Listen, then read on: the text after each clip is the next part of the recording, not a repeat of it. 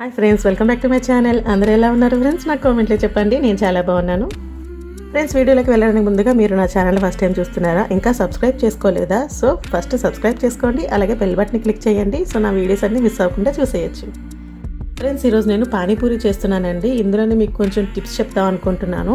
పూరి క్రిస్పీగా రావాలి, అన్ని పూరీలు పొంగాలి అంటే ఎలా చేయాలి, అలాగే పానీపూరిలోని మనం యూజ్ చేసే పానీ కూడా క్లియర్గా, టేస్టీగా, అలాగే స్పైసీగా ఎలా చేసుకోవాలి అనేది చెప్పేద్దాం అనుకుంటున్నాను. సో ఇంకెందుకు లేదు, వీడియో స్టార్ట్ చేసేద్దాం.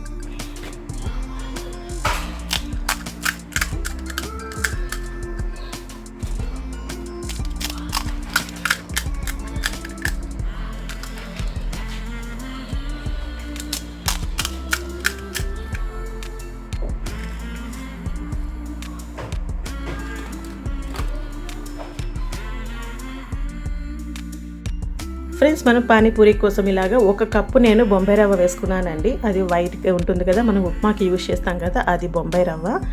సో దీంట్లోని 3 స్పూన్లు నేను గోధుమ పిండి వేసుకుంటున్నాను. మీ చాయిస్ అండి, గోధుమ పిండి అయినా వేసుకోవచ్చు, మైదా అయినా వేసుకోవచ్చు. దీనికి డిఫరెన్స్ అయితే పెద్దగా ఉండదు.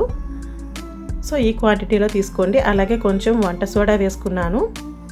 నెక్స్ట్ వచ్చేసి ఫ్రెండ్స్, ఇక్కడ నేను సాల్ట్ కూడా మిక్స్ చేశాను, బట్ ఆ క్లిప్ అయితే మిస్ అయ్యింది. సో మీరు మాత్రం మిక్స్ చేసుకోండి. 1 కప్పు బొంబాయి రవ్వకి నేను 3 స్పూన్స్ గోధుమ పిండి, సాల్ట్, వంట సోడా ఒక చిటికెడు వేసుకొని వాటర్ పోసుకొని మనం మెత్తగా దీన్ని పేస్ట్లా కలిపేసుకోవాలి ఫ్రెండ్స్. దీన్ని వచ్చేసి మనం చపాతీ పిండిలా హార్డ్గా కాదండి, కొంచెం బాగా మెత్తగానే కలిపి పెట్టుకోవాలి. ఎందుకంటే రవ్వ అనేది వాటర్ని బాగా అబ్జర్వ్ చేసుకుంటుంది. సో మనం 10 మినిట్స్ రెస్ట్ ఇచ్చినప్పుడు ఇది మనకి ఆఫ్టర్ 10 మినిట్స్ తర్వాత చూస్తే మనకి చపాతీ పిండిలాగా హార్డ్గా అవుతుంది. ముందే మనం హార్డ్గా కలిపేసుకున్నాం అనుకోండి, అది ఇంకా హార్డ్ అయిపోయి పానీపూరీస్ అన్నీ బ్రేక్ అయిపోయి అప్పడాల్లా వచ్చేస్తాయి.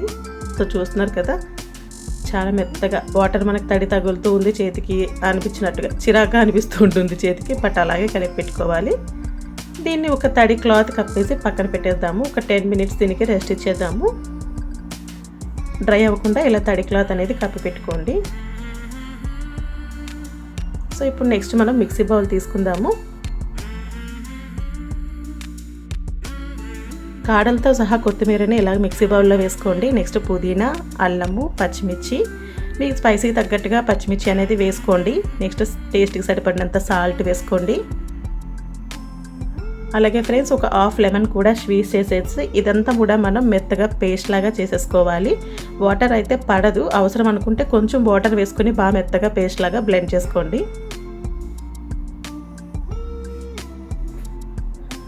చూస్తున్నారు కదా, ఇలాగ ఒక మిక్సింగ్ బౌల్లోకి అదంతా కూడా తీసేసుకోవాలి. నెక్స్ట్ మనం చిన్న ఉసిరికాయ సైజ్ అంతా నేను చింతపండుని ముందుగానే నానబెట్టి పెట్టుకున్నాను. అది కూడా రసం తీసేసి దీంట్లో వేసేసుకోవాలి. చూస్తున్నారు కదా, రసం తీసుకుని అలా వేసేసుకోవాలి. నెక్స్ట్ వచ్చేసి ఇది చాట్ మసాలా అండి. చాట్ మసాలా ఇక్కడ నేను వేసుకుంటున్నాను, ఒక హాఫ్ స్పూన్ వేసుకుంటున్నాను. నెక్స్ట్ అలాగే ఇక్కడ మనం బ్లాక్ సాల్ట్ యాడ్ చేసుకుంటున్నాము. చాట్ ఐటమ్స్ ఏదైనా కానీ మనకి బ్లాక్ సాల్ట్ అనేది మంచి టేస్ట్ ఇస్తుంది. సో తప్పకుండా ఇది వేసుకోవడానికి ట్రై చేయండి, లేకపోతే నో ప్రాబ్లం, నార్మల్ సాల్టే వేసుకోండి. సో ఇదంతా కూడా వాటర్ ఎక్కువగా పోసుకొని మనం బాగా మిక్స్ చేసేసి దీంట్లోనే కొంచెం ధనియాల పొడి కూడా వేసుకోండి ఫ్రెండ్స్, టేస్ట్ ఇంకా బాగుంటుంది.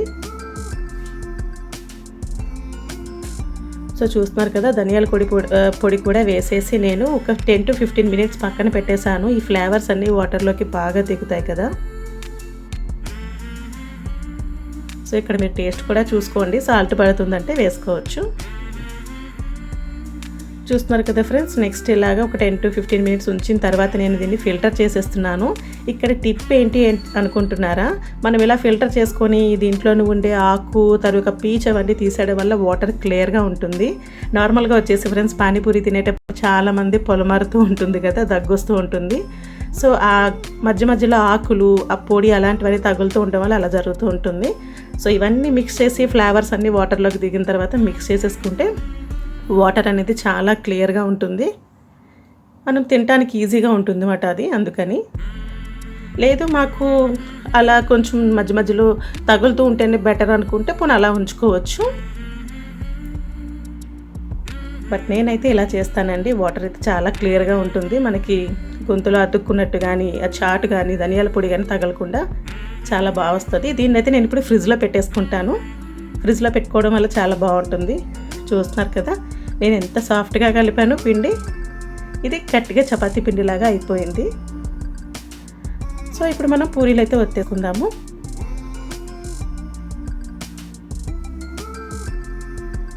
దీన్ని కాసేపు బాగా ఇలాగా మెత్తగా చేస్తూ ఉండండి. దానివల్ల కూడా పూరీలు అనేవి బాగా పొంగుతూ ఉంటాయి. వీలైనన్ని సార్లు 2-3 సార్లు మనం ఇలా బాగా మిక్స్ చేసుకోవడం వల్ల బాగా ఉంటుంది. నెక్స్ట్ వచ్చేసి ఇది మనం ఒక 2 పార్ట్స్గా చేసుకున్నానండి నేను కలుపుకున్న పిండిని. చూస్తున్నారు కదా, నేను హాఫ్గా చేసుకున్న డోని ఇలాగ కింద ఆయిల్ అప్లై చేసి చపాతీ కింద పామేసుకుంటున్నాను. పిండి కూడా వేసుకోవచ్చు ఫ్రెండ్స్, బట్ ఇవి మనం పూరీలన్నీ చేసి తర్వాత ఒకేసారి ఫ్రై చేయాలి కదా, సో అంతవరకు పిండితో అంటే డ్రై అయిపోతాయని నేను ఆయిల్ వేసి ఇలా పాముకుంటున్నాను. సో ఒకటే పెద్ద చపాతీ చేసేసుకొని నేను చిన్న బాటిల్ క్యాప్ యూజ్ చేస్తున్నానండి. ఇలాగ బ్లాక్స్ పూరీలాగా తీసేసుకుంటున్నాను షేపు. బట్ ఇవి ఇంత పూరి అయితే మనం తినడానికి చాలా చిన్నదైపోతుంది ఫ్రెండ్స్. బట్ నేను టిప్ చెప్తాను కదా, అది ఏంటనేది వీడియో చూస్తూ ఉండండి, తెలుస్తుంది. సో ఎడ్జెస్ అంతా తీసింది ఉంటుంది కదా, మళ్ళీ ఒక చపాతీ కింద చేసేసుకుని దాన్ని మళ్ళీ ఇలాగే పూరీలు చేసుకోవచ్చు. సో ఇవన్నీ కూడా ఒక ప్లేట్లోకి తీసేసుకుందాము.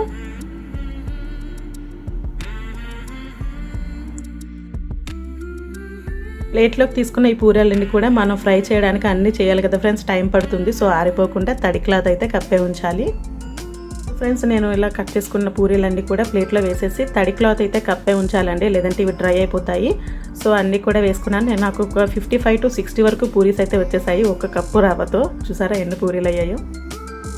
ఇప్పుడు పానీపూరి ఫ్రై చేసుకోవడానికి ముందు చేయాల్సిన టిప్ నేను చెప్తున్నాను ఫ్రెండ్స్.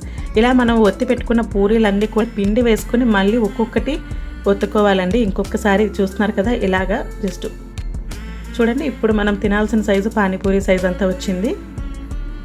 సో మనకి ఏ సైజు పానీపూరి కావాలో దానికన్నా కొంచెం చిన్న సైజు మీరు సర్కిల్ అనేది తీసుకొని ముందు కట్ చేసుకోండి. ఫ్రై చేసుకునే ముందు ఇలా మరొకసారి ఒత్తుకోవటం వల్ల పూరీలన్నీ కూడా పొంగుతాయి. చాలామంది ఈ టిప్ అయితే చెప్పట్లేదండి, నార్మల్గా కట్ చేసుకోవాలి, పూరీలు వేపుకోవాలనే చెప్తూ ఉంటారు. బట్ అలా కూడా చేసుకోవచ్చు, బట్ ఎడ్జెస్ దల్సర్గా వస్తాయి. అలాగే పూరీలు కూడా కొన్ని పొంగుతాయి, కొన్ని పొంగవు. చాలామంది మాకు చెక్కల్లా ఉండిపోయింది పొంగలేదు అంటారు కదా ఫ్రెండ్స్, అవి గాలికి డ్రై అయిపోతే అవి సరిగా పొంగవండి. సో తడి క్లాత్ అనేది కప్పే ఉంచుకోవాలి. అలాగే మనం ఫ్రై చేసుకునే ముందు కూడా ఒక్కసారి ఇలాగ దాన్ని ఒత్తుకోవడం వల్ల చూసారా పూరీలు అన్నీ కూడా పొంగుతున్నాయి. అలాగే ఫ్రెండ్స్ ఇవన్నీ కూడా మీడియం ఫ్లేమ్లో మాత్రమే మనం ఫ్రై చేసుకోవాలండి. హైలో పెడితే ఇవి మాడిపోతాయి, కలర్ వచ్చేస్తుంది త్వరగా. అలాగే అలా తక్కువలో పెట్టినా కూడా ఆయిల్ పీల్చేసుకుంటుంది, సరిగా పొంగవు. సో అందుకని మనం మీడియం ఫ్లేమ్లో ఎక్కువసేపు బాగా ఈ కలర్ వచ్చే వరకు ఫ్రై చేసుకుంటే ఇవి బాగా క్రిస్పీగా వస్తాయి. చూస్తున్నారు కదా ఫ్రెండ్స్, ఇలాగ నేను 4 to 5 వరకు మాత్రమే ఒక్కొక్కసారి చేసుకున్నాను. ఈ సైజ్ పానీపూరి వస్తే మనకి దాంట్లో కర్రీ, ఆనియన్స్ అవి స్టఫ్ చేసుకోవడానికి బాగుంటుంది. చూస్తున్నారు కదా ఫ్రెండ్స్, మొత్తం అన్నీ కూడా నేను ఇలాగే ఫ్రై చేసుకున్నానండి. 4 to 5 ఒకసారి ఒత్తుకొని వెంటనే వేసేసి ఇలా మీడియం ఫ్లేమ్లో నేను ఫ్రై చేసుకుంటున్నాను. సో అన్ని పూరీలు కూడా పొంగాయి ఫ్రెండ్స్, చాలా క్రిస్పీగా వచ్చాయి. సో మీరు కూడా ఈ టిప్ పాటించండి ఫ్రెండ్స్, పూరీలు అయితే అన్నీ పొంగుతాయి.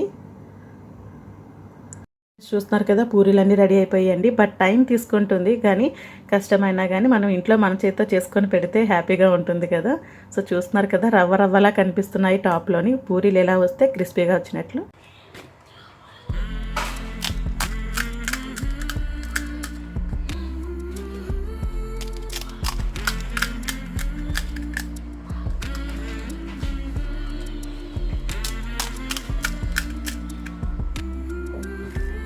ఫ్రెండ్స్ చూస్తున్నారు కదా, సౌండ్ వింటే మీకు తెలిసిపోయి ఉంటుంది ఎంత క్రిస్పీగా వచ్చాయి అనేది. చాలా బాగా వచ్చాయి, మీరు కూడా ట్రై చేయండి ఫ్రెండ్స్. నెక్స్ట్ మనం దాన్ని పూరీలోకి మనకి స్టఫ్ రెడీ చేసుకుందామండి. ఇలా బాయిల్ చేసిన పొటాటోని నేను స్మాష్ చేసి పెట్టుకున్నాను. మీకు కావాలంటే చాట్ బటానీ కూడా ఇంకా బాయిల్ చేసుకోవచ్చు, బట్ సింపుల్గా పొటాటో ఒకటి కూడా మనకి సరిపోతుంది. దీంట్లో ఒక టీ స్పూన్ చిల్లీ పౌడర్ వేసుకుంటున్నాను, చాట్ పౌడర్ వేసుకున్నాను. నెక్స్ట్ కొంచెం టేస్ట్కి సరిపడినంత సాల్ట్ వేస్తున్నాను. కావాలంటే బ్లాక్ సాల్ట్ ఇక్కడ కూడా యాడ్ చేసుకోవచ్చు, బట్ నేను పానీలో వేసాను కదా, సో ఇందులో వేయట్లేదు. సో ఇవన్నీ కూడా బాగా మిక్స్ చేసేసుకుని మనకి స్టఫ్ అయితే రెడీ అయిపోతుంది. ఫ్రెండ్స్ చూస్తున్నారు కదా పానీపూరి రెడీ అయిపోయింది. దాంట్లోకి స్టఫ్ కూడా రెడీ చేసుకున్నాం, అలాగే ఆనియన్స్ కూడా కట్ చేసుకున్నాను. మనం ఆల్రెడీ పానీ రెడీ చేసి ఫ్రిడ్జ్లో పెట్టుకున్నాం కదా ఫ్రెండ్స్, అది కూడా తెచ్చేస్తున్నాను. సో అన్నీ కూడా ఒక దగ్గర పెట్టుకున్నాం కదా. ఇప్పుడు మనం పానీపూరి అంతా కూడా స్టఫ్ చేసేసి సర్వ్ చేసేసుకోవచ్చు. చాలామంది ఫ్రెండ్స్ ఇక్కడ ఆలు అయితే నేను యూజ్ చేశాను కదా, చాలామంది బఠానీ యూజ్ చేస్తారు, చాట్ లాగా చేసిన బఠానీని యూజ్ చేస్తారు స్టఫింగ్కి. బట్ ఒక్కొక్క దగ్గర ఒక్కొక్కలా చేస్తూ ఉంటారు కదా ఫ్రెండ్స్. సో నేనైతే ఇలాగా ఆలు స్టఫ్ ఒకటే చేస్తున్నాను. ముంబై సైడ్ ఒకలా చేస్తుంటారు, ఢిల్లీ సైడ్ ఒకలా చేస్తుంటారు. మన ఆంధ్ర తెలంగాణలో అయితే మాత్రం ఆనియన్ లేకుండా పానీపూరి ఉండదండి. ఆనియన్ కోసం గొడవ పడి మరి బండి దగ్గర వేయించుకుంటారు చాలామంది నాకు తెలిసి. సో నేను అంతే, ఆనియన్ ఎక్కువగా స్టఫ్ చేసుకుంటాను. చూస్తున్నారు కదా భలే క్రిస్పీగా టక్ టక్ మంట బ్రేక్ అవుతుంటే ఆ సౌండ్ వింటుంటే నాకు ఎంత హ్యాపీగా అనిపిస్తుందో పూరీలు ఇంత బాగా వచ్చేసాయి అనేసి. సో ఇలాగే అన్ని కర్రీ స్టఫ్ చేశాను, ఆనియన్ స్టఫ్ చేసేసి మనం పానీతో సర్వ్ చేసేసుకుందాము. పానీలో కూడా చాలామంది బూందీ వేసుకుంటారు ఫ్రెండ్స్, అది మీ ఇష్టం. సో నేను చెప్పాను కదా ఫ్రెండ్స్ ఇలా క్లియర్ పానీ అనేది ఎలా చేసుకోవాలో. సో ఇలా నచ్చిన వాళ్ళు ఇలా కూడా ట్రై చేయండి. సో ఫస్ట్ పానీపూరి అయితే వాటర్లో డిప్ చేసి తీసేసి గోవింద్కి పెట్టాను, చాలా బాగుందన్నారు, నచ్చింది. సో ఇంకెందుకు లేటు, అన్నీ కూడా సర్వ్ చేసేసుకుని తినేయటమే, ఎంజాయ్ చేసేయటమే ఫ్రెండ్స్ మీరు కూడా ఈ రెసిపీని ట్రై చేయండి, మీకు నచ్చుతుంది తప్పకుండా. సో క్రిస్పీగా రావడానికి టిప్ అయితే నేను చెప్పినట్టుగా చేయండి. ఇలా పూరీలో ఆలూ కర్రీ, ఆనియన్స్, అలాగే కొంచెం కొత్తిమీర కూడా పెట్టానండి డెకరేషన్ కోసం. బట్ కొత్తిమీర వేసుకోవడం లేదనేది మన ఇష్టం. సో చూస్తున్నారు కదా పానీ అయితే మంచి కలర్ఫుల్గా క్లియర్గా వచ్చింది. సో రెసిపీ తప్పకుండా మీరు కూడా ట్రై చేయండి.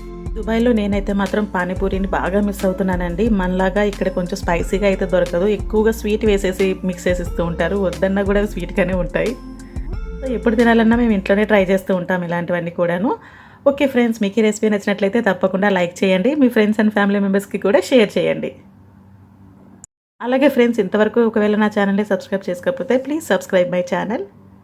ఓకే ఫ్రెండ్స్, మరొక మంచి డేతో మళ్ళీ కలుద్దాం. Bye bye, stay home, stay safe.